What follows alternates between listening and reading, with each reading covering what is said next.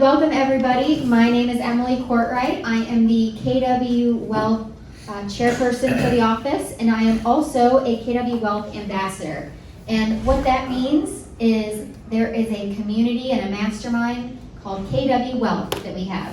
And I go to the community events, I go to the mastermind events, which are held 3 times a year in person. And my role as your ambassador is to bring back what I learned from those mastermind events and bring the information back to our agents, back to our region. I was literally just at Dallas Preston Road office this morning sharing some wealth classes. And so that is part of my role. And I am 7 months pregnant, so my role goes until June. So we will take a break for Investor Club classes this summer. We'll pick it back up in early fall, late summer. And that'll also give you time to focus on your business this summer too. But a lot of the classes that we've done in the past are recorded and they are available on the office's YouTube page. So if you missed a previous class and you're like, I want to go back and revisit that, please visit us. The KW South Lake YouTube channel, YouTube page has all the past recordings on it, including it will have this one on it too. So we are going to record this training today in case you know somebody that needs to watch it afterwards. I learned about note investing, mortgage note investing, about 3 years ago through KW Wealth. And it has been an amazing addition to my portfolio. I have loved learning about that asset class. And in the learning, in the immersion of getting to know the industry and people in the industry, I have come across Rick and Crystal Rumer, who are local, and they have just an amazing business plan and experience that I look up to, and I feel like I try my best to bring in the best speakers to you, and I always want to bring in people who are high integrity and know what they're doing and have the experience, so that if you choose to invest in notes, if you choose to learn more about notes, if you choose to follow a similar path to them, at least you know somebody that has done it before and that is local. Again, that's really cool, and just very successful. So I am pleased to present Rick and Crystal Rumer today from Texas Secured Notes, and they are going to be talking about land notes. Welcome. There is a little bit of Chipotle left out there. If you didn't get a chance to get some, there might be some left afterwards, but let's go ahead and get started. Thank you both. Let's give them a big warm welcome. Thank you, Emily, and what a sweet introduction. So Emily and her husband Adam, I got to share, we met through a friend, through a networking group that we're a part of, that somebody else is here as well. And anyways, he introduced us. He's like, I've only met someone else that is into notes. Let me introduce you guys. And so he introduced Emily and I, and then we got to have lunch with her and her husband Adam. And what was so cool about that is Adam introduced us to the flight school our son is starting to go to as well. So he's 14 and he wants to fly, and so we're like, okay. Didn't know a 14-year-old could fly, so he's gonna start doing that. But thanks to Adam and Emily, they've been a blessing to our family. But wanted to start out, I'm Crystal, Rick. I'm gonna share a little bit, just kind of our history and background. And then Rick's gonna go over a lot more of what we do and give you more details of that. And I'm also gonna share just briefly why we do what we do as well. So we are going to talk all about land notes, and we talk about notes are the goats. And I was going to say land notes are the goats didn't sound as catchy, but notes are the goats. They're the greatest of all time, we personally think, because we're biased. But Rick was in the financial industry, and so was I. He was a financial advisor when we met, and he went to college at A&M. He had his first rental at A&M. He actually lived in that rental and then rented out the other rooms. So that was kind of his first real estate experience. And he started getting $150 per month cash flow and was like, as a college student, this is amazing. And so long story short, we met in Houston, Texas. We started having some rentals, and we started doing some, well, rentals, and then we had some bad rentals along with that. But as being a financial advisor, y'all all remember the financial crisis in 2008, 2009. Well, our quotas were going up and up, and the demand was going up and up, but the pay was not going up and up. And literally one day he came home and said, hey, so I think we're gonna start doing this real estate thing full time. I was like, what? And so we literally jumped in doing real estate full time. We started doing wholesaling, fix and flips, and then we started getting into some oil field housing as well. We did that in South Texas, and that was great when oil was great, and not so great when it wasn't great. So we had an adventure in that. But then with some of our rentals, we had a rental that pipes busted, and we had to put $30,000, $40,000 into that. And we were going, okay, there's gotta be a different way. We ended up owner financing that project, that particular residence. And then we had a fix and flip that we put too much money into, and we needed to do something with that. So long story short, we ended up owner financing that as well. And we were going, okay, we like this owner financing situation. And so that's how we started getting into originating mortgage notes. Well, it wasn't until 2016 that we started getting into land. We saw that there wasn't as much competition in the land. So you don't have hundreds or thousands of people all trying to go after that same property. So we were able to start getting 100, 400 acres at a time, and you didn't have all that competition. So kind of to go back a little bit, it was back in 2015. We were in full-time real estate. We had 3 different businesses, a business overseas as well. He had a startup company, and we had the oil field housing, and we had these owner finance projects.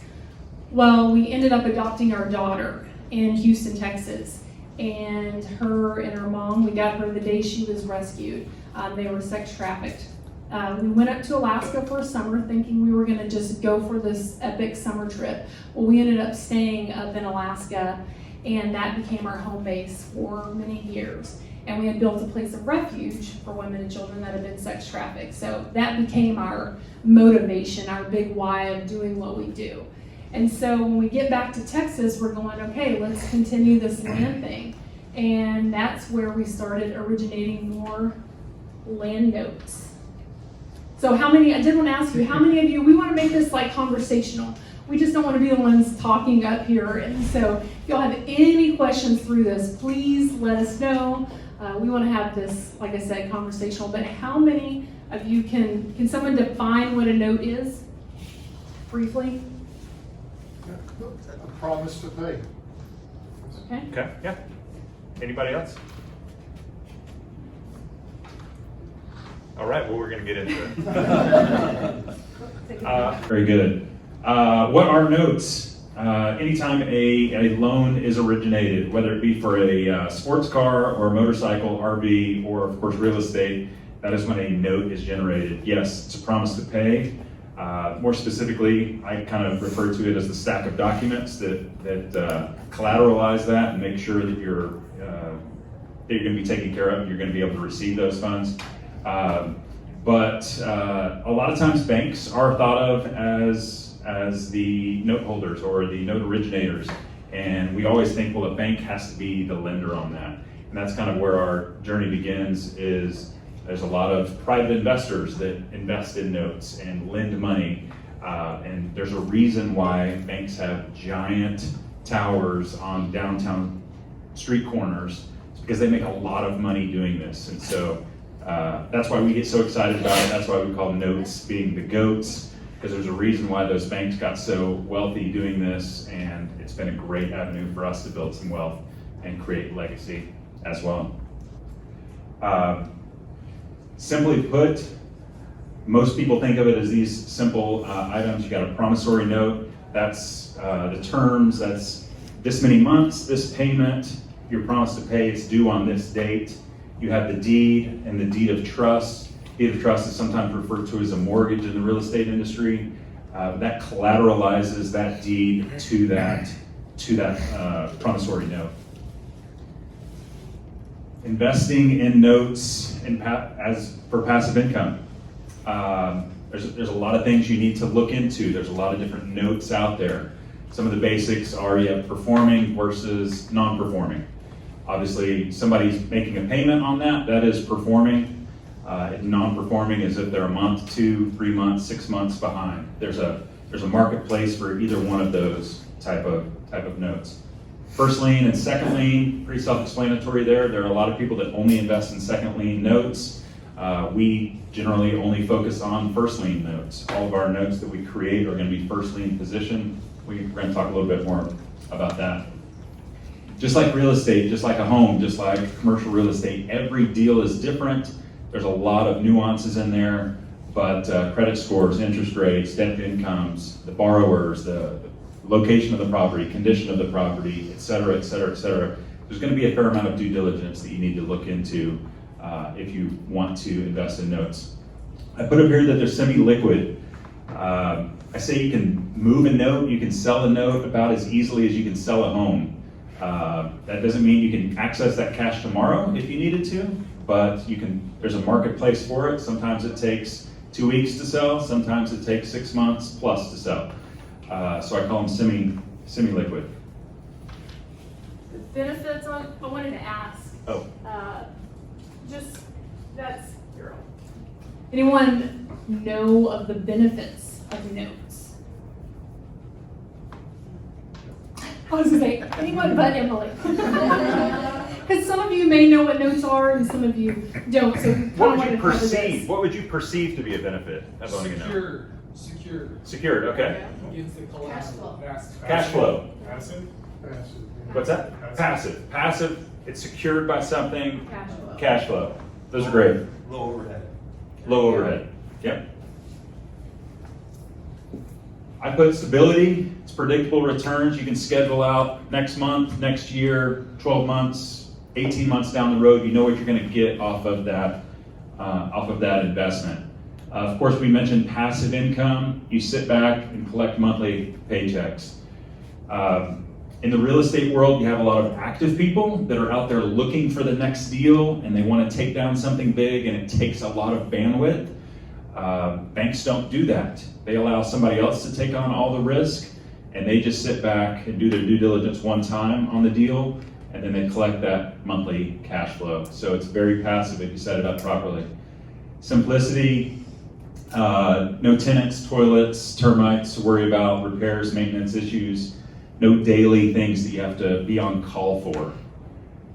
They're secured, that one was mentioned as well. Backed by real estate, if you're investing in real estate notes, obviously it's going to be backed by that real estate. You have collateral. If something were to go wrong at some point, you can always take back that property. First lien position is very powerful. Once again, that's what the banks are going to do. They're going to do their due diligence once. They're going to own that ultimate trump card where if something goes wrong, I can come take that property back. Of course, there's risk. There's risk with everything. What are the risks of owning a note? Borrower default, a couple of months, they don't pay. You start getting a little nervous. What are we going to do? And ultimately, there's foreclosure. If you do need to pursue that, there's a reason why we do this in Texas. We do it a little bit in Arkansas. Very lender-friendly states. There are some states out there that I would not suggest you invest in notes in. You can probably figure out what some of those are, but there is the risk of foreclosure. And ultimately this points to, we talked about it being secured. What is the value of the collateral? We're going to talk a fair amount about the value of that collateral later on, because that's what makes you feel good about if you have to foreclose. You need to know what you're going to get back out of that. So saying all of that, who should invest in notes? Everybody. Adam should? Yeah. Adam should. Everybody? I would say these are not for everybody. My counter to that is there are some of you probably in this room that live for the next deal and want to take down a giant master plan community or something and go really big. You can go big in notes, but I would say notes are the goats, but they're not sexy. A goat is not very sexy. Anyways, but it's for the person that wants that passive income. It's for diversification. Somebody who might already own some real estate. Maybe they've got some money in the market. So if there's any of you that are obviously part of Keller Williams, you have clients, who would be interested in notes? Who would this be a good opportunity for? Not everyone. We do a lot of notes with current real estate investors. Real estate people in general are savvy to what's going on. So this helps diversify their portfolio. Of course, we work a lot with medical doctors, professionals of various attorneys and whatnot, people that have, just like most investors, people that have available cash that they can invest. But this one in particular is for the passive investor that isn't looking for the through the roof unicorn returns. So now we're going to talk a little bit about our process and how somebody that creates land notes. This is kind of how we operate. It's pretty simple. We're going to buy a large piece of property. And I'm going to speak about kind of our process. Not every note is originated like this, but this is how we originate land notes specifically. We're going to buy 100, 200, maybe 400 acre parcel of land. Our buy box is 20, 30 minutes outside of town where you can afford 100, 200 acres of property. It's still expensive, of course. But we buy this large parcel of land, we'll subdivide it into 5 and 10 acres, sometimes 12, 15 acre little mini ranchettes, oversized lots. The reason why we buy them where we do, and the reason why we put them that size is because here in Texas, people are leaving, there's a lot of people leaving the cities and they want 20, 30 minutes outside of town, but they want their oversized lot where no one can tell them what they can or cannot do. So that's kind of been a big draw for us, and that fuels our buy box, if you will, where we purchase. I was just going to say, we always say we like to buy the pizza and sell by the slice type thing, just kind of a visual of that. That was in my notes. I was supposed to say that at the beginning. We buy the pizza and sell by the slice. We'll turn around and we'll sell these to end users via owner finance on terms. Somebody will put down 10%, 15%, and we'll carry the rest of the note for them. Generally, we do this, our system is we'll do this for 15 years at 10%. These are, we don't do them to developers generally.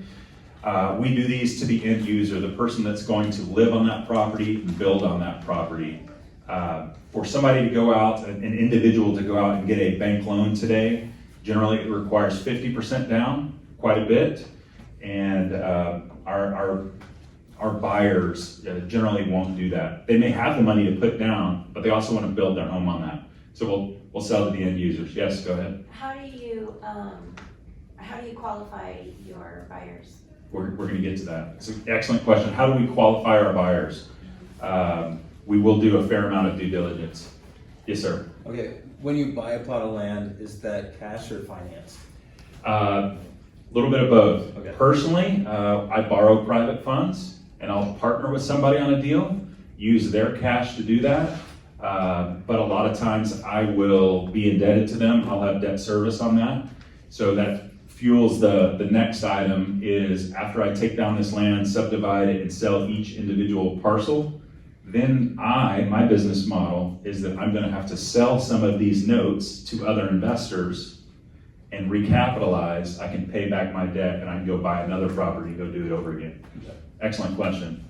And that's what we do. We sell these notes to other investors. Once again, not everybody needs to be a note investor, but those people that don't want to do anything, that aren't out there looking for the next deal, or don't have time to do due diligence every 3 months on a new deal, on a new deal, on a new deal, we can do due diligence once, and you can own a stream of income for the next 15 years plus, okay?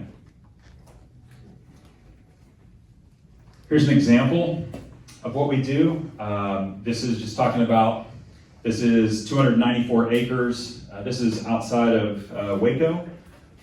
We bought this 294 acres. We split it up into 36 tracts. And I'm going to talk a little bit more about this slide later on, but we'll subdivide that. We'll put barbed wire fences around each property. We'll do very little horizontal infrastructure though. We'll put barbed wire fences around it. We'll put a gate up front, a culvert and a driveway. Every once in a while we'll put a pad site in there, but we do very little. We sell it as raw land for the most part.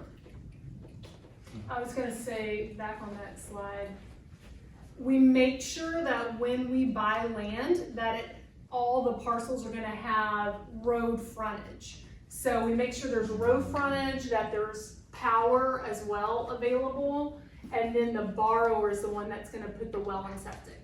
I just remember something you said earlier, so I answered my own question. Oh, No okay. worries. Yeah, I think we'll talk about this a little bit later, but if you can you see my, oh, you can't see the laser pointer on the TV. Those are 3 county roads that make that up. So everybody gets road frontage there. The red lines are the property lines. The yellow is power. There was power existing across the bottom and across the top. We brought it across the middle of this to make sure everyone has power to their property. How long did it take for the process of dividing that up through the county, probably a county property, right? Or Yep. how long, what's that process look like? It's an excellent question. What does it look like to subdivide this, and what is the timeline associated with splitting that up? It's gonna vary, obviously. Some counties are easier to work with, other ones not so much. We're doing everything for the most part in the Texaplex or the Golden Triangle. These are friendly counties to deal with. 294 acres. This might have, if you want to include bringing in power and things of that nature, this could have taken us 6 months to 12 months to get set up. Did you get all that lined out with the county before you purchased the land? No, we don't have to worry so much with entitlements and what's the term? Pre-plat approval. I always forget about that. One of the cool things in Texas, and probably one of the reasons why we do this, is you can subdivide and sell without pre-plat approval, and you can do it with just surveys. So I can bring a surveyor in and I can split this up, and it expedites the process and also makes it a little bit more affordable for me to do that. Now these are out in the country. We're not in the city. We're not even in the ETJ. We're way out. We're 20, 30 minutes out. This is an old hayfield. It probably is under an agricultural exemption at this point. Very little we need to do. No restrictions. Once again, there's no water there. There's no sewer there or anything of that nature. So that's What's ETJ? What does that mean? extraterritorial jurisdiction. That's kind of right on the edge of town, and we're a little bit further out than that. Excellent questions, though. Yes, sir. So you mentioned it used to be maybe a hayfield or whatever, do you have to worry about rollback taxes? Rollback taxes, can you define that a little bit? So usually if you buy previous ag exempt properties, you have rollback taxes if you're gonna subdivide it like that and put homes on it or whatever. Well, we won't put the homes on it ourselves. Okay. When we sell it, it's still under an agricultural exemption. Got it. Their taxes will change once they begin building on that. Yeah. Sometimes we talk to buyers, and this may or may not be good advice, but I think with 5 B boxes, you can continue to maintain that agricultural exemption. You can, I have somebody to do it. What's that? Yeah, you can. Okay. So some people keep that for as long as possible. We'll go into this a little bit later. Hey there. Sorry. Hi, everyone. Don't mind me. Some people will begin building on this immediately, and among the first things they're going to do is have a well put in and a septic system. But others will sit there and hold on to this and leave it agricultural for 5 years, 6 years before they begin building on it. I have 2 questions for you. So you've got this piece, you've cut it up, now you're subdividing it. Are you required to do any kind of, I want to say, land inspection or testing before you split it up this much? And then the second question is, I see that stream coming through. Mhm. Does that cause any restrictions on what you can do with it? Because one of them looks like it goes right through the middle of one. Yeah, I've never had any issues with maybe EPA or somebody telling you what you can and can't do because of that stream. Once again, it remains agricultural, so we're not changing the purpose of it or the use of it ourselves. What was the very beginning of the question? My mind I just, think you answered both of those. okay. My question was, there any kind of testing you need to do? with the Oh, land well, around it? I will mention that. So our business models will sell 5 acres plus 5, 10, etc. A lot of times that's based on the county that we're in. If the county says you need to perk test in order to put a septic system, then there's usually a limit. It might be 5 acres. So we'll sell a bunch of acreage. We'll sell a bunch of plots at 5.1 acres. So then we don't have to perk test because the piece of property is large enough to be exempt from that. Sometimes it's 10 acres. I was gonna say who we partner with and do all this with though. I mean, been in land for many, many years, excavation for many, many years. So we're not the only ones that are doing our due diligence and looking at the land and seeing what's needed for the land and things like that, or what the approval may be or not be. Because we also have to make sure that they can get water and things like that. We wanna make sure that our borrowers, when they buy a property from us, that they're gonna be taken care of, Yeah. obviously, and that they're gonna be able to build vertically on the property. Yeah. Does somebody? Yeah, just, so who are you talking to, or is it you guys that know how to actually break up that land the way it is? Because there's different shapes and sizes and all that, so are you speaking with someone who you consult with that does this? Engineers. Engineers, surveyors, the surveyor helps us do that. I think the smallest one on here is 5 acres. I've got some 5.3, 5.5. Largest one on here is, I think, was it 13 or 11? I can't remember. I see this one's 11 acres right here. And we're peeling back the curtain on a lot of this, but this is, we actually don't show this to most people, because a lot of people, you guys would understand this more than most. You're gonna understand notes and mortgages more than most people. So we wanted to share a lot of this because we felt like you guys would understand more of this. So kind of going back to what we do and don't do to the land, we're gonna subdivide it, we're gonna put a fence around it, culvert, driveway, and we'll put a gate up front. And so there's a gate. Finally getting to that slide. Yeah, this is just simply what the front of our piece of property looks like. We'll turn around and sell this with an agent. The agent will sell each one of our properties. We close it to title company after the agent sells it. By the way, we list a lot of them on Facebook and sell them that way, as well as MLS. But the agent will turn around and, once we get to closing, these are very simple documents. The first one's a promissory note, second one's a deed of trust. Y'all have seen these before, special warranty deed. We purchase a lender's title policy at closing.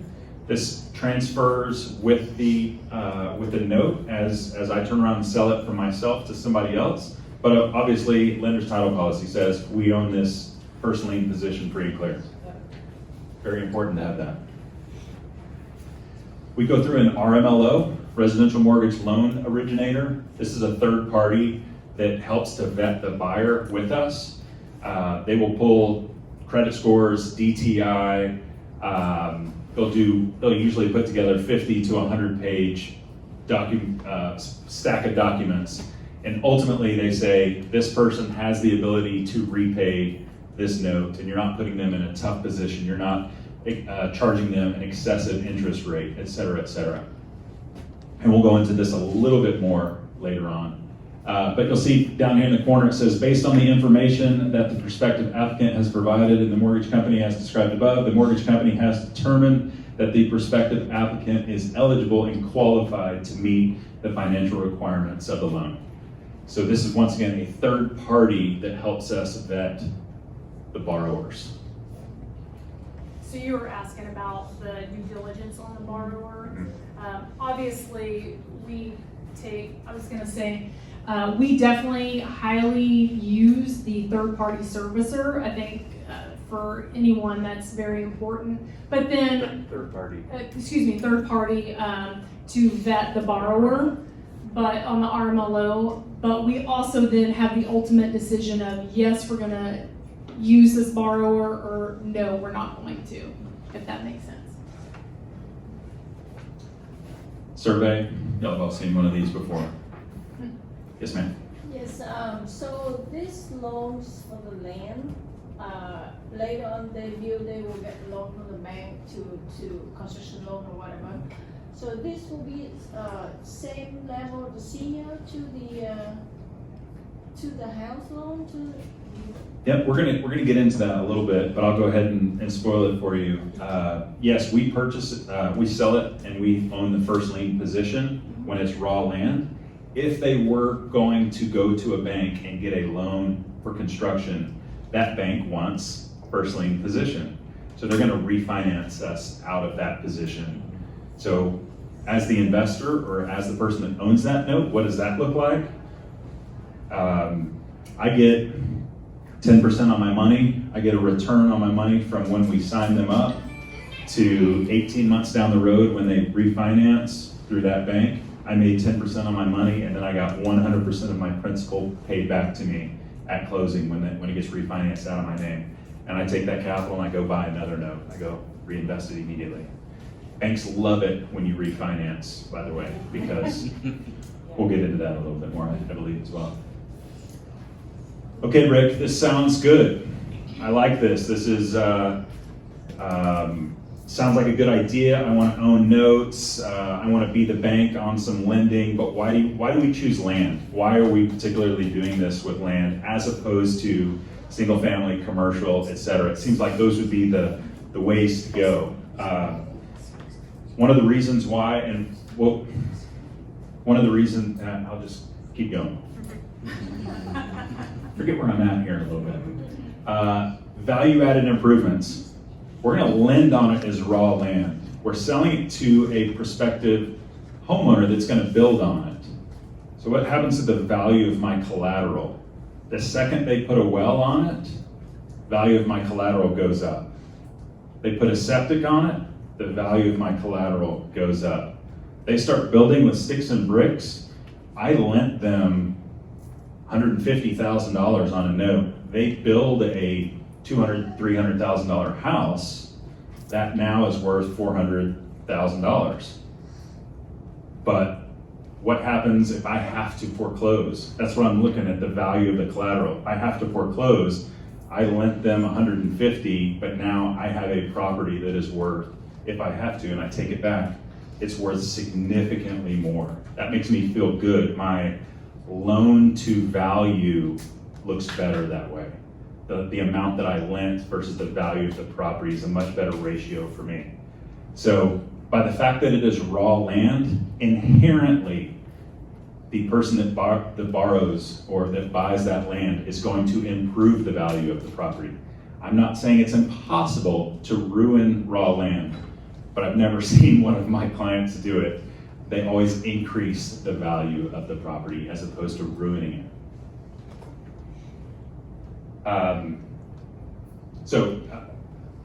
Self-explanatory what this one was. We sold it just like that. A couple of years later, they built a home on it.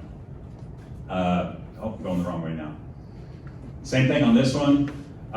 We sold this one 2 years ago. They made 24 months perfect pay history, always on time or early. In that 2 years, we went back out. We fly the properties with a drone, and so we'll go check on them every once in a while. They had built 2 homes on that property. One right about there, and one right here. This is a classic example. I think we sold this property for $145,000. They put $10,000 down. We had a note for $135,000. They paid it down very little over the first couple of years. But while they were doing that, they went out and built 2 homes on that property. Property is now worth $500 plus. We sent this one out a few weeks ago on an email and said, this is a note that I would even put my grandmother in, because if somebody had to take this back, This is the value of their collateral, and they had perfect pay history. So value-added improvements is one reason why we invest in raw land. Once again, very easy to increase the value of raw land, very difficult to decrease the value of raw land. Hey, Rick, Sir? so you loan money to the borrower who's going to build a house, then they go and get another loan to build a construction loan to build the house. If they default, what order are you in with the construction loan? This is what she mentioned a few minutes ago. If they go and get a construction loan, that bank that gives them that construction loan is going to want first lien position. Well, I'm in first lien position. So that means they're gonna refinance me out of that position. Okay. So that'll never happen where, there's two existing loans on the. correct. But I would say most of our borrowers, the reason why they're owner financing land to us is from us is so then they can build without getting a construction loan. A lot of our borrowers have a lot of money, cash sitting in their account so they can build, because it's so hard to get a land loan from a bank. So they come to us and then they don't have to get a construction loan. Do you see a lot of manufactured homes get put on the lands? Like, We do. Manufactured homes is very common, Say especially in, half and half. it kind of depends on where the property is, but yeah, a lot of these, that's not uncommon. It's definitely something somebody will do. In order for them to do that, I still like it because they still put in a well, they still put in a septic, and that increases the value. Even if they take their home with them, there's still some value left behind. Yes, sir? What are the tax implications when you guys get refinanced out? Is it like a 1031 situation? No, it's not a 1031 because we don't actually own the property. Right. We don't own the real estate. We're the lender on that. It's an excellent question. No, notes are not applicable for 1031 exchanges. I thought you were the owner. No, we're the lender on it. I owned it initially, but I sold it. I went to a title company and sold it. And now I stay in the deal as the lender, but they own the deed to the property. Does that make sense? So it's their property to get to 1031 exchange in and out of. I'm just the lender. Yes, ma'am? So if it's not a 1031 and you sold it, you said I quickly go and get another note. I would imagine one plot of lot is not enough note to buy another massive plot of land. So what kind of note are you doing that's smaller scale where you're not gonna get taxed hard on it? Explain that a little bit more. Or maybe my question is bad. It's Might have been a dumb question. She's talking about the reinvestment strategy. Yes, one note yes. pays off. Yeah. What do you reinvest it in if you can't go buy 400 acres? Yeah. Thank you. So perhaps that's not exactly what I do with the funds, but that might be what an individual investor would do if they owned a single note and they got refinanced out, they received 100% of their principal back, they can turn around and go lend that again or purchase another note immediately. Okay. Is that necessarily what I do? No, I have other debts and obligations and things to take care of. Yes, sir. Okay, you mentioned county line road access and power access in terms of like utilities. Is that the minimum requirement that you would want before you buy a big, plot of land to subdivide? Because you mentioned people building wells and septic on top of that, and that's another form of utility, but it doesn't look like you're responsible for that kind of thing. Yeah, my buy box is to make sure that there is power there. Okay. So when I'm looking at property, I want there to be road frontage. Will I build a road? Yes, we've done it many times. We put a road right through, some pieces of land just have a weird shape and you can't subdivide them properly. We need to put a road through. Okay. And once again, I'll do the same thing with power. I'll draw power across a larger piece of property so that each individual property does have access to that power. Okay. So yes, I'm targeting very specific pieces of property. Not everything works for me. Okay. Yep. Simple example here. This is up in Arkansas. We created this note we owner financed them, and we turned around and sold that note immediately to another investor so they could make their return on it. Went back out there 2 months later, they were already doing construction on the property. This is, I think, 6 months later, 8 months later, they're nearly done. I took this photo, sent it to the investor that bought the note originally, and he was thrilled through the moon. He happened to be a nurse. He turned around and within a month bought another note from me because he was so thrilled. Once again, the value of his collateral, he has very little risk in that first note that he purchased because they increased the value of the property. He actually bought that note right after we sold that property. So the borrower hadn't even made the first payment on it yet, and he bought that note. So he was excited to see the house being built. And so we built the road, This is one that we put the road in there. This isn't awkward. This is 400 some odd acres. This is a larger development. We had that road put in there. We brought in fiber on this one as well. Fiber. We did do water on this one. So on your, that big spread that you showed us of all of those, where you divided all of that up, from the time that you purchased the property, what's the time factor in like getting most of those sold typically?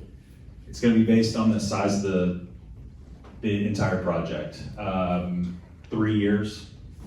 3 years probably. Can be longer than that. This one up in Arkansas, 400 plus acres, is going to take us longer than that. I wish it didn't. And are you like checking market, whatever for, I mean, how do you know that that's an area that people want to be in, I guess? Yeah. Technically, I hire brokers that help me make that decision. Professionals that know where people are growing, where people are trying to move into. In Texas, we focus on the Texaplex, the Golden Triangle. It's where all the growth in Texas is happening. We buy solely in that area because we feel like that's a good market to be in. There's a lot of growth happening, and that's going to eliminate that risk. As you guys know, in Texas, there is not a shortage. Right now, we don't have a shortage of finding land and finding borrowers too. There's been a lot of people that have moved to Texas that are looking to have their own piece of land, or people that want to get out of the city and want to move onto some land. Yeah, I was going to say, there's a lot of people that lived in the city and now somebody came and bought their home, and of course now they want to move out of the city and have a little bigger piece of land. This is a wellhead. Not very exciting, but. Second big reason, so first main reason for why land is they're going to increase the value of your collateral. That makes me feel better about my loan. Or should make any investor feel good about the deal that they're in. The second one is we create our own comps. Should be pretty clear. Same piece of property. 95,000, 75,000, 85,000, 85,000, 87,000, 90,000, 92,000. If I have to take back that piece of property, I know exactly what it's worth. Because if I buy 100 acres, I split it up into 10 tracts, I sell all of them. After the third one or so, I've got comps. That's what the value is going to be. And if I have to take this back 18 months from now, 2 years from now, that might be an old comp, but I have all of its brothers and sisters. I know at a very minimum that it's going to sell for that. So it limits downside if I have to foreclose.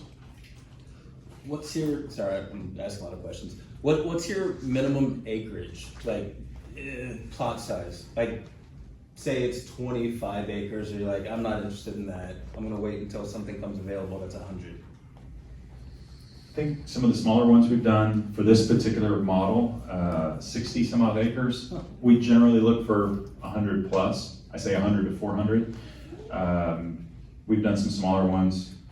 I don't have any slides in here. There was a slide I took out yesterday that was 75 71 acres, 72 acres. It's kind of a smaller one that we'll do. We just don't get as many out of it. You still got to do some of the work. You don't get as many out of it. So it comes back to scale. Yeah, you create your own comps. This is a big deal.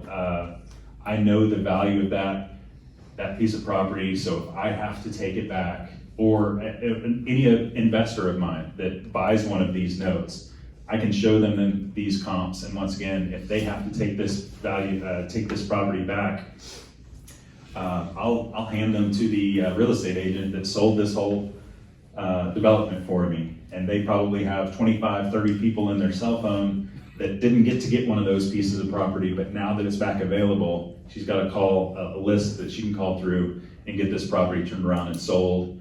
We get another down payment, another $20,000, we put it in our pocket, or we pay for the $2,500 foreclosure fee and we pay the agent to sell the property, and we still put a little money in our pocket, but we have now reloaded that note.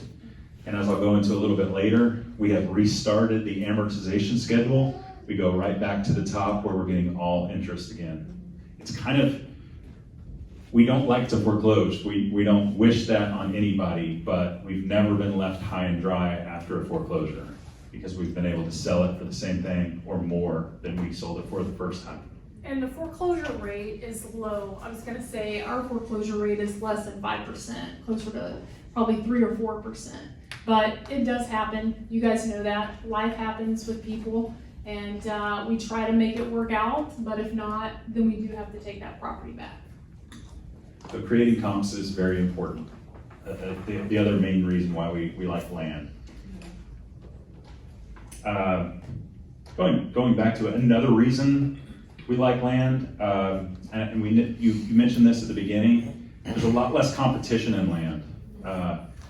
If I want that single family home in that hot, desirable neighborhood, there are 10,000 other investors just like me that are all wanting that at bottom dollar prices. But if you go 20 minutes outside of town, 30 minutes outside of town, there's very few people competing for 100 plus acres of property. So this is probably one of the major reasons that pushed us into raw land, and it's ended up working well for us. Will you share how much capital do you spend on a property like this, adding the fence, running utilities and all that? And is that coming out of your pocket, or do you have investors? Yeah, when I will borrow funds to take down the entire property. I'll borrow enough to make some improvements. But let's just ballpark some numbers. I'm buying this for 50 cents on the dollar for what I'm gonna sell it. Let's say I buy a property for $1 million. And it's 100 acres, and I split it up into 10 tracts. I'm gonna sell each one of those at $200,000 or $2 million for the whole thing. But I might need to set aside some funds. I bought it at $1 million, I put in another 150,000, but then I still have that spread that I'm gonna make when I sell each one individually. Plus I make the interest while I'm holding that note, I'm still making 10% on it. Yes, ma'am. You mentioned the competition's less. How often do you find yourself competing against maybe like a builder that's trying to also? Never builders. Once again, we're 30 minutes outside of town where we're not worrying about entitlements, pre-plat approval. No one's putting an apartment complex right here. No one's coming in. A nationwide home builder is not building right here. This is further out than that. We do that. We do entitlements. We're not talking about it here, but another part of the business is we buy land and we entitle it. We buy it in the city, land in the city, or within the jurisdiction, and then we go through the full entitlement process, and then we sell to a large, not always a large, but a residential developer. Like right now, a project we have in Arkansas, we've got a contract with D.R. Horton. So we do buy land in the city, but that one's going right where the first Buc-ee's is of Arkansas. But for this particular model that we do, you don't have the competition. Now, at some point down the road in a few years, but again, we're buying as the growth and development. We're like on the edge of that, where everything is starting to go out in that direction. Here's a couple of examples.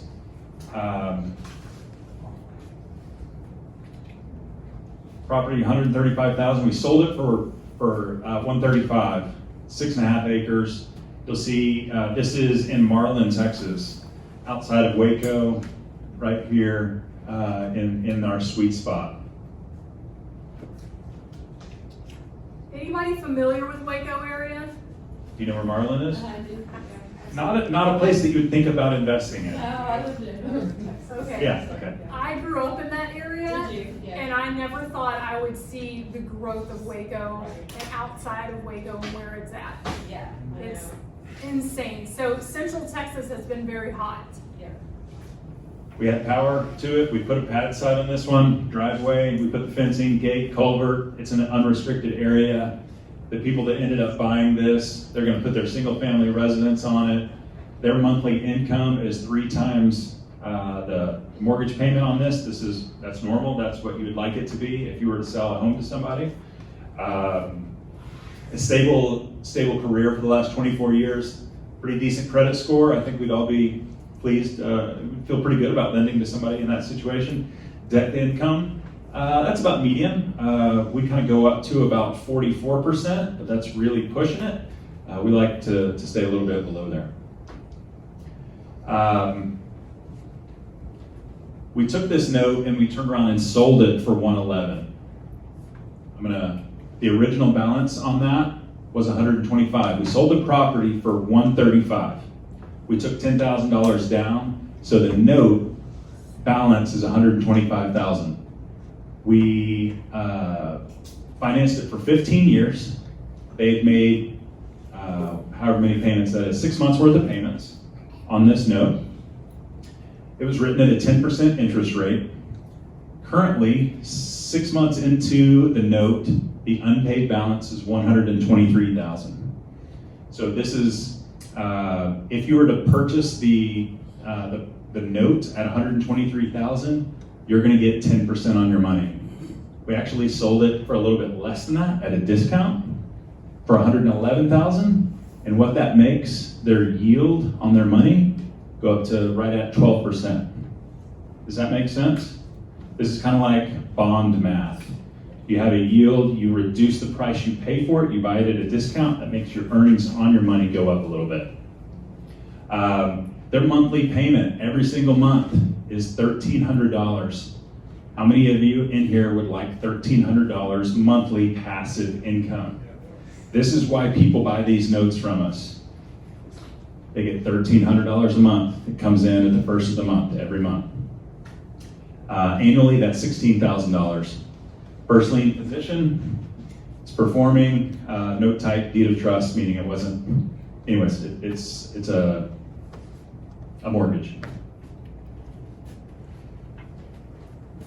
If the note goes to full term, you're gonna receive interest payments of $110,000, plus you're gonna receive your principal back as well. Even though you only paid $111,000 for it, you're gonna get $123,000 back because that's the principal balance. Following with me? So if they refinance the day after you invested, you get the full balance, right? That's correct. You paid 111, they refinance, very soon thereafter, you're gonna get 123 back. That's a cool return. Yes, When sir. you're underwriting acquisitions, what are you targeting for a return on whether or not a deal is worth pursuing? That's my secret sauce, I can't tell you all of that. Once again, kind of going back to his initial question, if I'm in a property for 50 cents on the dollar, I know that I'm gonna be able to make things work out. If I buy it for $1 million, I put a little bit into it, I turn around and sell each individual property for a grand total of $2 million. I can still, I've got some movement there on the actual notes that I sell, because I don't like to talk about this a lot, but every once in a while I do sell them at a discount. I just showed you one of them, but I can come down a little bit because I don't need to make the unpaid balance the par value. I can make a little bit less because I have that spread. So when you sell a note, are you looking for one buyer for that note, one investor, or do you get a collection of Both. investors? It's a great question. Our notes range from $40,000 on some of those Arkansas notes I mentioned, up to $400,000 plus. Every once in a while we have an even bigger one than that. So we sell those individually. I also sell a partial note. Not partial in the way that a lot of people think about notes, but I'll sell a partial principal note, i.e. I'll take a $300,000 note, but you've only got $50,000 to invest. Not saying you only have 50, but a person that has 50, then they can buy $50,000 worth of that note. They still get 10% on their money. Let's say they bought 30% of that entire note. That means they're gonna get 30% of the monthly payment as well. So we will sell a partial for a minimum of $20,000. Not all the note originators do that, but that's the way we do business. So a minimum of 20, but most of our notes are 40 and up, 40 to 400, but 98% of the time I'm selling that to one individual person. Every once in a while, we just sold one last month before, to a couple of real estate agents out of New Jersey, and they went in on it together. They just created an LLC. The LLC's the one who bought the note. You know, they both contributed to the LLC, and they split that. Or the LLC owns all of it, but they're the owners of the LLC. So when you Yes, sell partial notes, does that basically mean you're taking on partners in that note? Effectively, Because you're still in first position and so are they. that's right. Work with me here. Okay. $300,000 note, Yeah. and there are several of us that buy it together. I'm the one who originated. I already own it, I guess you could say. I'll sell off all of it, but I keep 10% of it, just to make sure I'm still in the deal, just to make sure. Here's what I need. If we do go to foreclosure, or if we do miss some payments and get behind, I've got to be able to step to the front of everybody else and say, let me take this one, guys. And here's our process is I'll take everybody that invested in that note, take you out of that one. I'll put you in another one that's performing, and then I'll go through the foreclosure process, take that back, relist it, resell it, put another borrower in there, and start it all over again. But when you're we- gonna be the lead investor. I'm gonna be the lead investor. I'm gonna make all the movements happen. Okay. Does that make sense? So the partial is more passive, Correct. whereas if you buy the note and you have to go to foreclosure, it's your responsibility. It's technically your responsibility. We're not in the business of, we want to sell you more notes and more notes and more notes. So if you get behind, if your borrower gets behind a month or two, if they get behind at all, give us a call. Like, I'll tell you what you need to do. And if it comes down to it, I'll hand you the real estate attorney, I'll hand you the agent that sold it, and I'll help you get it reloaded. But technically, it's on the note owner to handle that. Another quick example, property, this one sold for $300,000. This is 10 acres.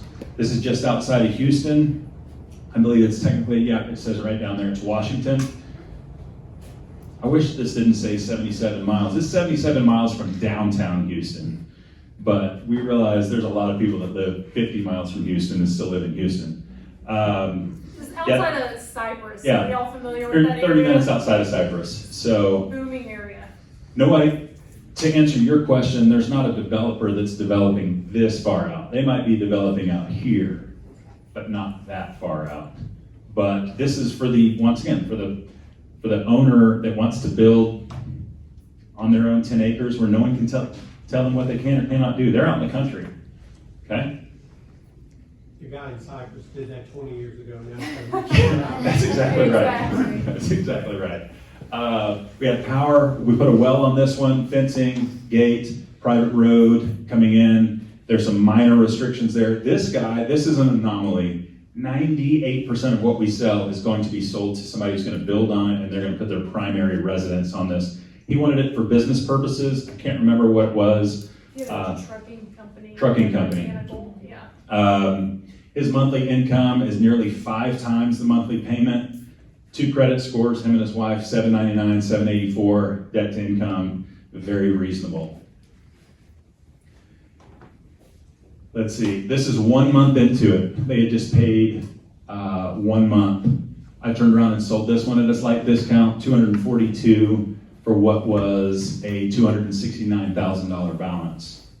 So this is a slight discount. Once again, gave them the same thing, almost a 12% return on their money. But just to run through the numbers one more time, we did it for a full 180 months. That's how we do most of these. They had paid 1 month. Interest rate was written at 10%. They had put down $30,000 at the purchase. The monthly payment was $2,900 a month. Annually, that ends up being just a shy of $35,000 a month. Who would like $35,000 a year? Who would like $35,000 a year in passive income? One deal. Do the diligence one time, one deal. This is sold on a first lien position. Of course, it was performing. Loan to value just under 90 cents. That's just because of the down payment that they put. Yeah, Rick, how long do you generally let the note season before taking it to market for an investor? A lot of times I'll list them immediately. We sell them all the time with 0 payments being made. First payment due in May type of thing. And a lot of times those sell quickly. You saw those credit scores. That one sold a month after. They had 2 credit scores that were just shy of 800. That's a risk that somebody's willing to pay. We do finance people with 500 credit scores. Sometimes we end up holding that note a little bit longer. Also, I will sell notes faster if they're smaller, less than $150,000, merely because there are more people with $150,000 that they're ready to deploy. There are fewer people with $350,000 to deploy. So I end up holding those larger notes. Generally, I hold them longer. And that might I don't do it intentionally, but that one might season 18 months, 24 months, or something like that. And that's just merely before I find a borrower that's willing to, a lender that's willing to put out that money and they feel good about that investment. It's an excellent question. So if this one goes to full term, they're going to receive $250,000 in interest plus the $269,000 in principal back over that 15-year term. I'll talk about it a little bit later. You don't have to hold this note for a full 15 years. We'll talk about that. Due diligence, we're going to... Okay, I'll zip through this. Due diligence, we want to take a look at the borrower's creditworthiness. This is a couple of pages out of the RMLO I mentioned, the third party that helps me with my due diligence.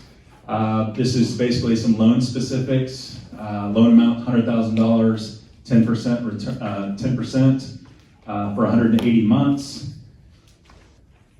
Credit scores, 647, 634.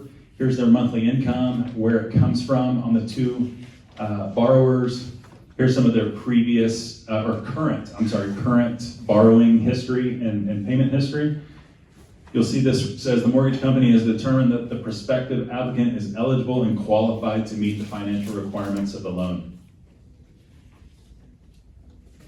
This is joint credit, 2 of them. He was a handyman. I like this right here. This is his checking and savings account. His checking account is with USAA, -2, I like that. Small amount, less than $1,000 in there, but in his savings account, he has $129,000. I feel pretty good that he's not gonna miss any major payments down the road. Now, he may take that $129,000 and begin building a home on it, but I feel good about that too.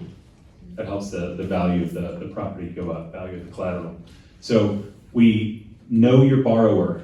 This is why we utilize an RMLO, Residential Mortgage Loan Originator. They help us identify where any weak spots may or may not be. Ultimately, me being the originator, I still have to determine whether I want to allow him to borrow or not, if I'm going to lend to him.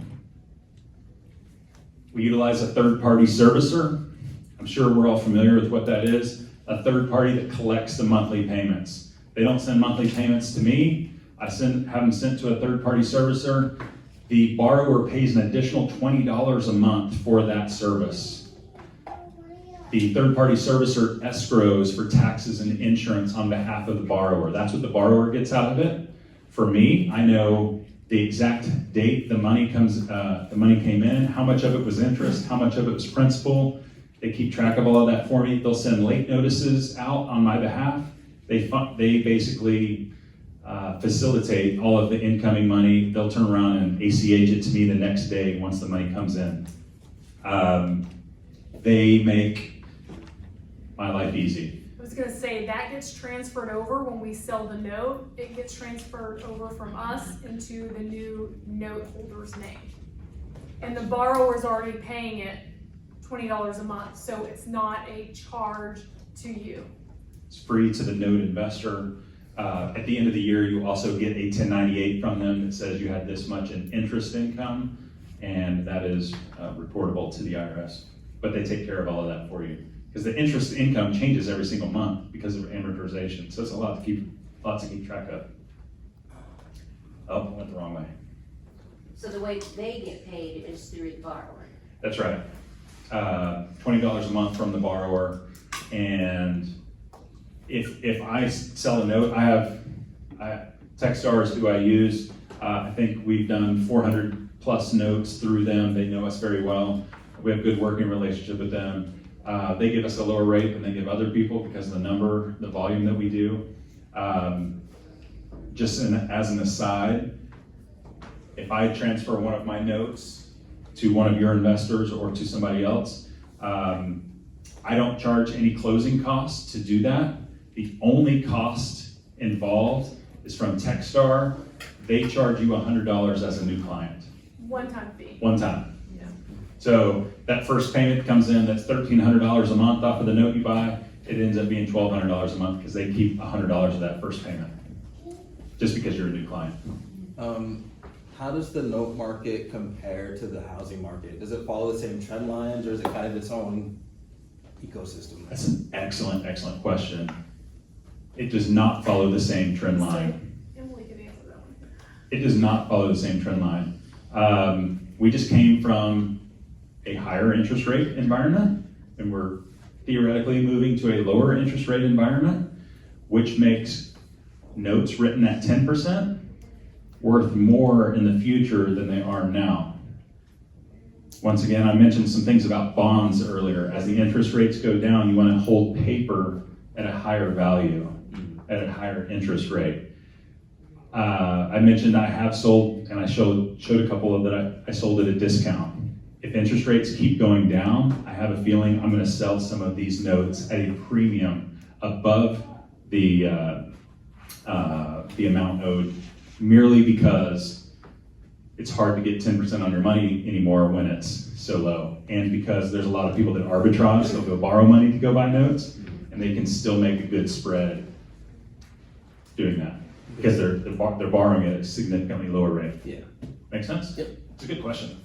So no, they don't move in tandem with the market, nor does land value move.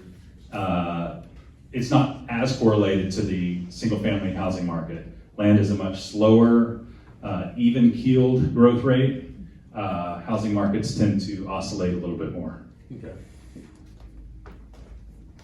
Second thing in due diligence, I talked about. I kind of beat the dead horse on the comparables. You got to know the value of the underlying property. This is MLS comps, pull your comps. You need to know what the value is worth. Once again, I can show you my comps on what we sold each one of these for to make you feel a little bit more confident in the value of that property. So what are you going to make on this? What's your return? Super simple. I'm going to stick with easy numbers. $100,000 note written at 10%. For 15 years. That monthly payment made by the borrower is going to be $1,075. Okay? How much are you going to make on an annual basis? Somebody's quick on math. 12,900 is what you're going to make. But Rick, you said it was written at 10%. I can also do quick math and say 12.9 is greater than 10% of $100,000. Does anyone know how that works? Why that happens? Amortization. I'm truly earning 10% on my money he's paying 10% interest. I'm earning 10% on the $100,000 as the note holder on my money. But on that monthly payment that comes in, part of it is principal, part of it is interest. So part of it is interest on my money, 10%. Part of it is a return of principal back to my pocket. So you're going to earn 10% on your money, but your cash on cash flow on cash is going to be closer to 12.9%. Does that make sense? Everybody's glazed over. Well, that goes back to the tax question. You're only taxed on the income, or Interest. Only on the interest. Not the principal that comes back. That's correct. And that's why it's important to have that third-party servicer. They're going to tell you exactly how many pennies and dollars of interest you receive, and it's going to vary this month to next month. And that's your $100,000 investment That's correct. in that note. And so, if it goes through 15 years, you're getting that monthly income added, plus times 15 years. Yep. And then plus the 180 payments of $1,075. Right, and then, but you said plus your original payment. Yep. Or your original investment. Let me go Yeah. back to, it's a simple slide. Yeah, because that's. That one right there. I forget the total amount that I was talking about here, but You have that. you're going to receive your interest of $250 and the principal of $269 over 15 years. So the 10% on your money is the interest. This is extra cash flow. It's kind of a kicker. It's a return of principal back to you.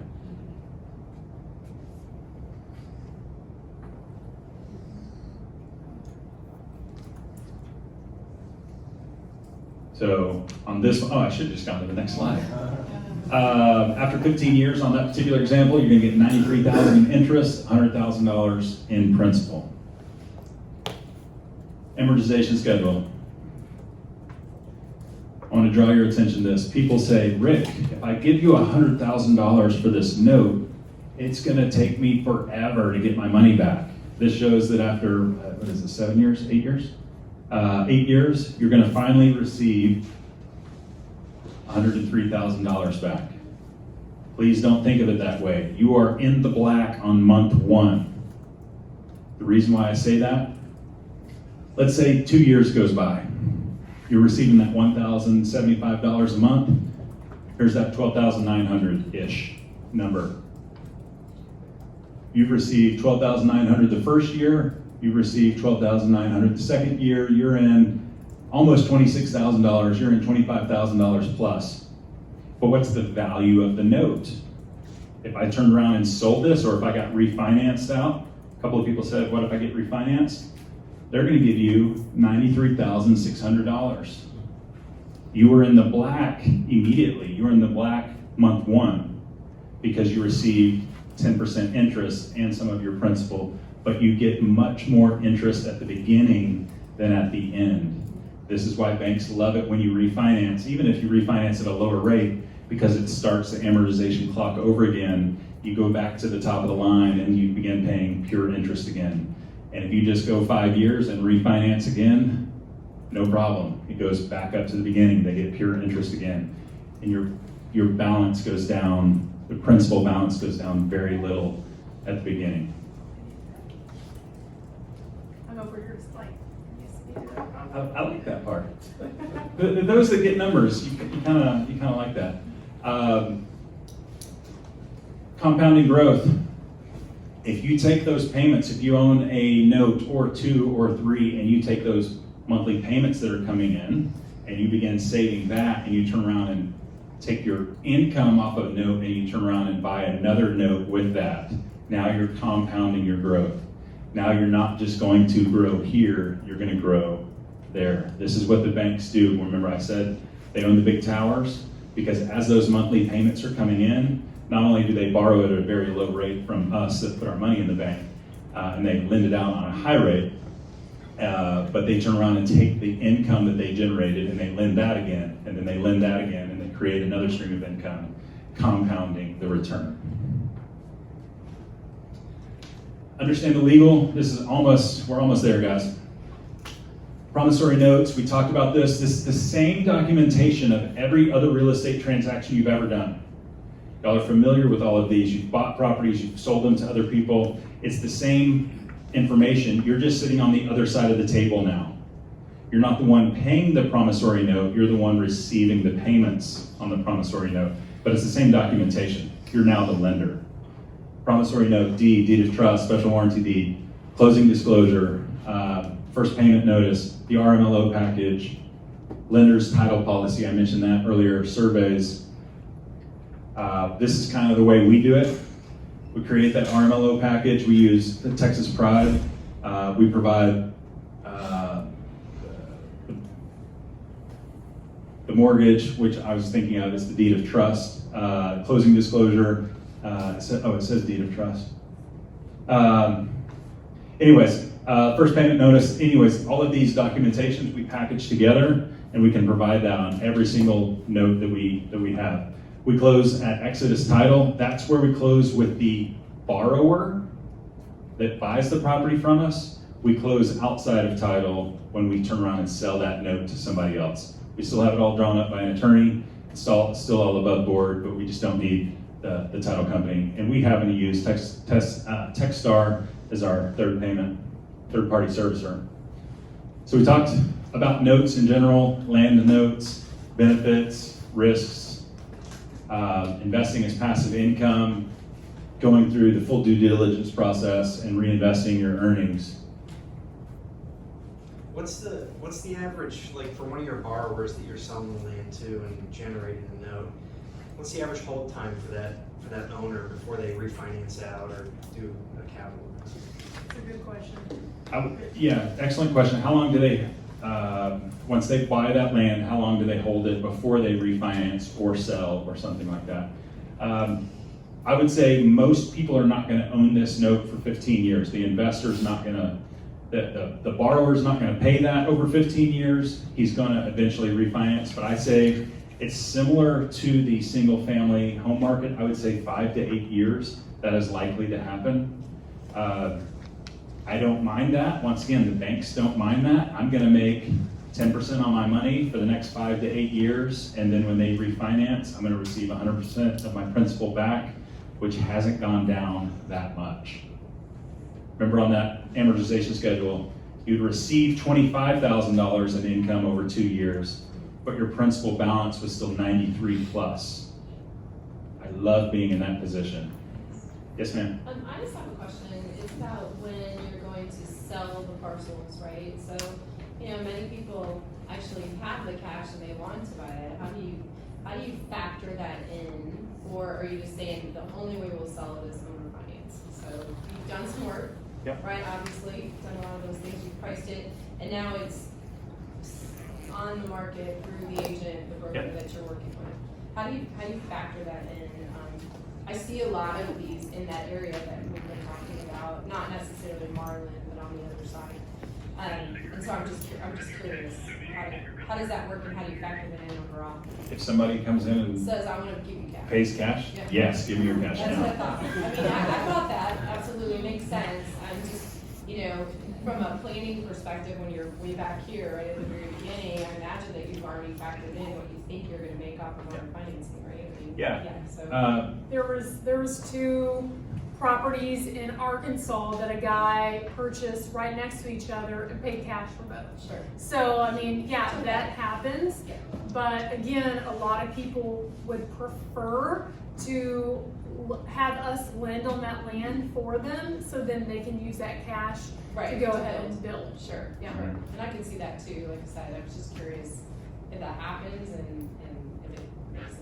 Yeah, Because- it happens all the time. Yeah, I was gonna say, I would be happy to take their cash too. And I was gonna say, because these are larger parcels, now Yes. in Arkansas, they're gonna be a little bit smaller, but in Texas, they're larger. We may see 2 families, couple of generations on that same property. So also when you're talking about if worst case scenario had to take the property back, these borrowers are very motivated because it's not usually just one person that's affected, it's multiple families, exactly. Sometimes it's. Yeah, it could be 2 families. Yeah. Yes. Your 10% interest rate, has that always been your rate from like the inception of your thing, or has that been slow, or? For the last, since 2016, yeah, it's been right at 10%. Yeah, we have gone up and down with that. When you start charging, and there are other note originators that will charge 12% and 13%. I've seen it, that you begin to make it difficult for somebody to pay down their mortgage or to be able to afford their mortgage. We've made our business model pretty simple, straightforward. At 10%, we can still make money on the deal. And I can still sell those notes to investors, and there's a lot of people out there that are very happy with the 10% return. I was gonna say, sometimes every now and then, we'll originate some at 11% for 20 years. But that's an exception, but most of the time our average is 10%, 15. And then I had a follow-up question, sorry. The investors, like, how are you finding, obviously this is one way of finding your investors, but like, how are you finding them? Because you talked about a nurse and some doctors. So how are you finding them, and how much competition is there for investors to get in on this, or on, how much competition is Another reason I believe notes are the goats, and the reason why she's got into it 3 years ago, everyone understands single family, everyone understands rental properties, multifamily. Notes are still kind of the Wild West. There is still kind of this ambiguous term out there. People don't understand being the lender on that. There is still tremendous opportunity in note investing. We do a little bit of social media stuff on LinkedIn. Crystal posts about properties all the time, and we get a fair return on that, where people were, hey, I've been following you for the last 6 months. I've been meaning to reach out to you. I'd like to talk to you a little bit about this. Obviously, there's a fair amount of our business does come from real estate investors, people that have done some of other things before, once again, because they're familiar with the idea, the term. Referrals. Trying to think of any other sources. Yeah, and I would say referrals has probably been the biggest where our investors have come from, but we're originating 3 to 4 million-ish a quarter, so we'll have a portfolio where then we can sell off them. But I think, like you said, notes is starting to gain traction, I feel like. But land notes are still very much, a lot of people just don't know land or understand land. So even sharing with you guys, y'all understand land and a lot of that, but most people don't.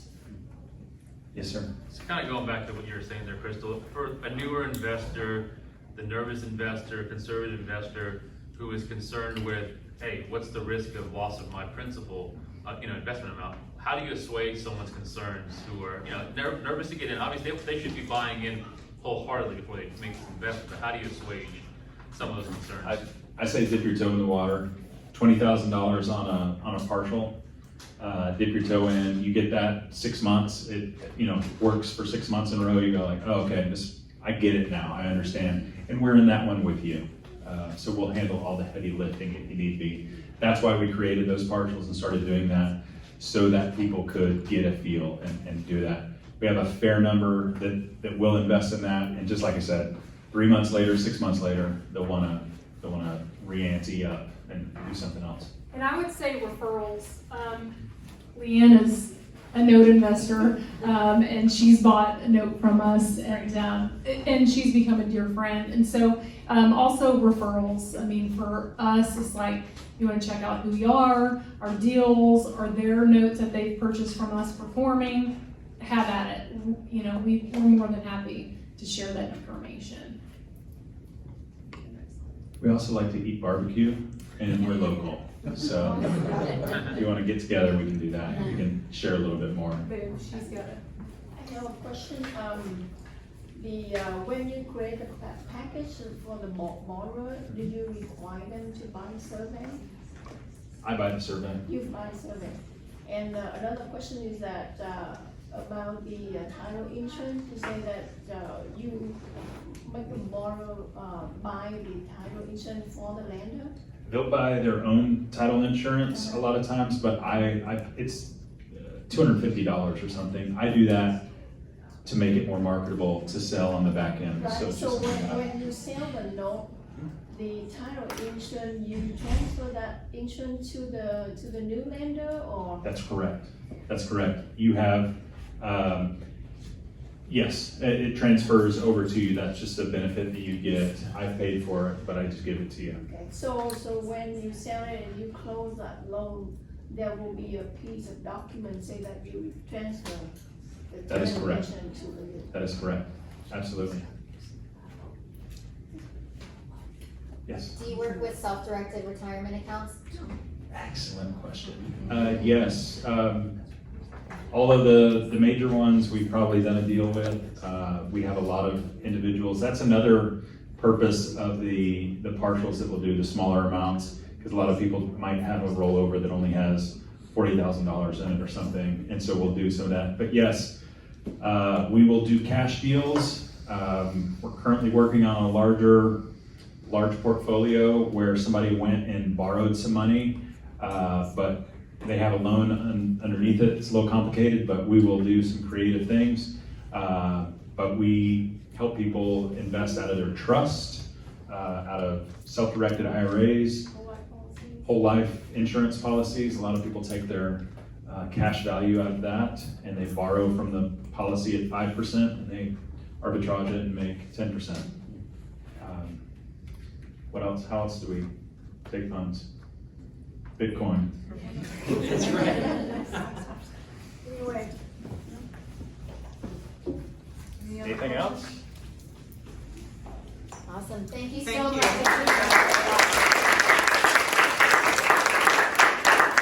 You said it's not sexy, but it's nice and steady flow. How do we get it onto your list of investors?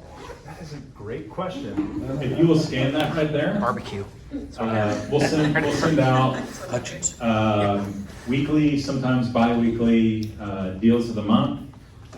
If you follow Crystal on LinkedIn, you'll see stuff all of the time. We don't push anybody. What I would encourage you to do is reach out to us, contact us via email, phone, and what we kind of do is sit down with you and say, what are you looking for? What is your risk tolerance? How much do you want to invest in this? And we'll grab 5 notes out of our portfolio and I'll email those to you with all the bullet points, the credit history, the remaining balance, the interest rate, et cetera. And I'll give you a few of those. And you say, Rick, I'm interested in the second one and the third one. And then we'll provide for you all of the documentation, all of the original closing documents, the RMLO, the third-party servicing statement that shows however many months they've paid, as well as the title insurance that you asked about. So I'll give you that as a due diligence package for you to look into it. And then you just say, hey, this sounds good, or I've got questions about this and this, and then we can work that out. But we don't have a website where you go look at all of the notes. That can be a little overwhelming to people. So we just ask you to reach out to us and we'll help you find a good note that you might be interested in. What if we have a buyer that may wanna, buy from one of your plots that are actually ready, not as a note, but buy the land itself? Do we contact you and you let us know where your investors have available property to sell, or how does they gain access to it? I think we'll connect you with an agent. I think we have 12 different developments going on right now. Okay. Most of them south of Waco, San Antonio, Austin area, along that I-10 corridor over to Houston is where most of our stuff. There's not a lot up here. We have a couple up in Arkansas, but we don't currently have any developments in the, I know this sounds bad, in the DFW immediate area. It's expensive up here. I was just gonna say, we would love to just connect relationships, just building relationships, bottom line. So even if it's not with us and you're just curious to learn about notes and Other people's notes, we're more than happy to walk that through and help you with vetting and due diligence and that, just communication, and we love to connect and build relationships. Yeah, thank you, Emily. Oh, absolutely. Isn't she looking gorgeous?